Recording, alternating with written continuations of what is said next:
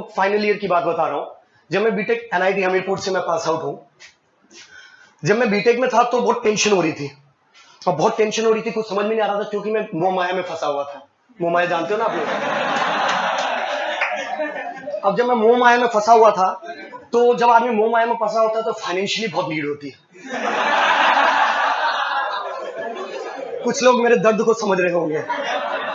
अब क्या, मैं भी पैसों उधारी में आ गया था। लगभग मैं 20,000 की उधारी में था मैं उस टाइम। 20,000 के उस टाइम में 20,000 की उधारी अपने आप में बहुत बड़ी उधारी है।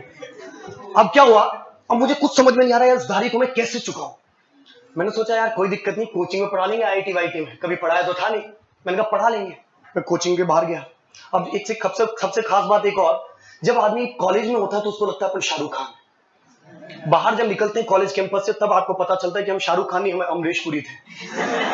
और कॉलेज में खतरनाक कॉन्फिडेंस रहता है, कोई भी थे अब चलना निपटा देंगे। कॉलेज का एक अलग ही जुनून रहता है, क्लियर मेरी बात? और वो सबसे हमारा सिक्योर पॉइंट भी रहता है। इसलिए जो भी अचीव करना है कॉलेज कैंपस में अचीव करो। मैं चला गया इंस्टीट्यूशन पे, कॉलेज के पास में एक इंस्टीट्यूशन था, आईआईटी जेईई का। मैं गया, वहां पे रिसेप्शनिस्ट बैठी हुई थी। मैंने बोला मैम वो मैं पढ़ाना चाहता हूँ। तो उन्होंने बोला आप सीवी दे दो। मैंने कहा सीवी क्या होता है? यहाँ पूरा का पूरा आदमी आया, तुमको कागज पूछे। अब पूरा डिस्कशन होने लग गया, उससे बहुत बहस होने लगी। उसने बोला सर प्रोटोकॉल होता है। मैंने कहा आग लगा दो इससे प्रोटोकॉल। जोश कॉलेज का। जब तक डायरेक्टर बाहर निकल के आया, हमारी आवाज को सुनकर डायरेक्टर ने बोला क्या इशू है? तो रिसेप्शनिस्ट ने बोला कि सर ये इनसे सीवी मांग रही है, सीवी नहीं दे रहे। तो मेरे को डायरेक्टर ने आवाज लगा के बोला बस सीवी दे दो। मैंने कहा सर सीवी क्या होता है? मैं आया हूं, मेरे से बात करो। बोला अच्छा तेरे से बात करो। बुलाया कैबिन में बैठा है। बोला हाँ बेटा कौन सा सब्जेक्ट पढ़ाओगे? मैंने कहा सब्जेक्ट क्या होता है? फिजिक्स केमिस्ट्री मैथ्स कुछ भी दे दो पढ़ा देंगे। बोला फिर भी तुम्हारा एक कोई सब्जेक्ट होगा ना डोमेन। मैंने कहा सर डोमेन क्या, टैलेंटेड है। फिजिक्स केमिस्ट्री मैथ कुछ भी दे दो सब पढ़ा देंगे, राइट? अब जैसे उनको मैंने बोला फिजिक्स केमिस्ट्री मैथ कुछ भी दे दो पढ़ा देंगे, तो उसने बोला कि बेटा ऐसा नहीं होता है। फिजिक्स में भी हमारे यहाँ पे 3 फैकल्टी मिलकर पढ़ाती है। अब मेरे को पता ही था आईआईटी में ऐसा भी होता है कि 3 फैकल्टी मिलकर, पहली बार देखा मैंने, कहा पढ़ाते होंगे भाई। मैंने बोला सर देखो मैं तो वैसे टैलेंटेड हूँ मुझे पता है, पर आप इतना फोर्स कर रहे हो तो एक काम करो केमिस्ट्री छोड़ दो, केमिस्ट्री बोरिंग, फिजिक्स और मैथ्स कुछ भी दे दो, कुछ भी पढ़ा दो। उसने बोला अच्छा। बगल में क्या, उसने मैथ्स का एक ऑब्जेक्टिव पेपर लिया था, 10 क्वेश्चन थे उसके अंदर। वो क्वेश्चन का सेट मेरे सामने रख के रख दिया, बोला इसको सॉल्व करके बता। अब जैसे उस क्वेश्चन को सेट करके मेरे सामने रखा, आईआईटी का क्वेश्चन था, 54 भर का क्वेश्चन था। जैसे उसने रखा वो पेपर को सामने मेरे सामने, मैं घबरा गया। मैंने बोला सर ऐसे थोड़ी होता है, मैं तो आज बात करने आया हूं, तैयार करके आऊंगा, फिर पूछना आप तो अभी से मेरे को चेक कर रहे हो। तो पूरा डिस्कशन होने लगा। मैंने कहा ऐसे थोड़ी होता है, आप कभी भी कुछ भी चेक कर लोगे ना? ना ऐसे नहीं, तैयार करके आएंगे फिर पूछना। बोला नहीं नहीं बेटा चेक नहीं कर रहा हूं, वैसे ही बताओ तुम यहां पर आए हो बात करने के लिए, तो कुछ तो तुम्हारा होगा ना कॉन्फिडेंस। मैंने कहा सर। देखा मैंने 54 भर का क्वेश्चन थे, 10 क्वेश्चन को सॉल्व करने में मैक्सिमम 5 मिनट लगे होंगे। मैथ्स अपने रग रग में बहता है, मतलब ऐसे कभी कट लगेगा ना तो खून बाद में आता है, पहले इंटीग्रेशन डिफरेंशिएशन आता है। तो मैथ्स के अपने रग रग में बहता था। क्वेश्चन 54 भर के थे, 5 मिनट नहीं लगेंगे, निपटा के दे दिया क्वेश्चन। अब डायरेक्टर इंप्रेस हो गया। अब डायरेक्टर इंप्रेस हो गया तो हमारा सैलरी डिस्कशन हो रहा था कि यार कितनी सैलरी चाहिए तुमको।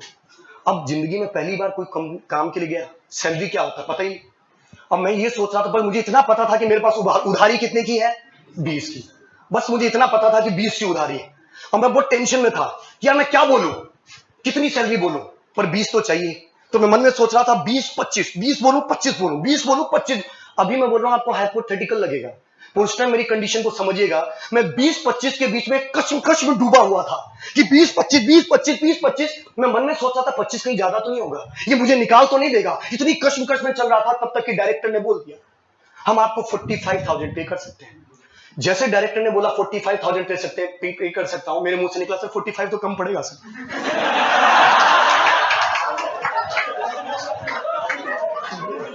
मेरे मुंह से निकला 45 तो कम पड़ेगा सर। एंड द लास्ट मैंने उसको ज्वाइन किया, 1-2 महीने काम किया, आफ्टर दैट मैंने उसको क्विट किया।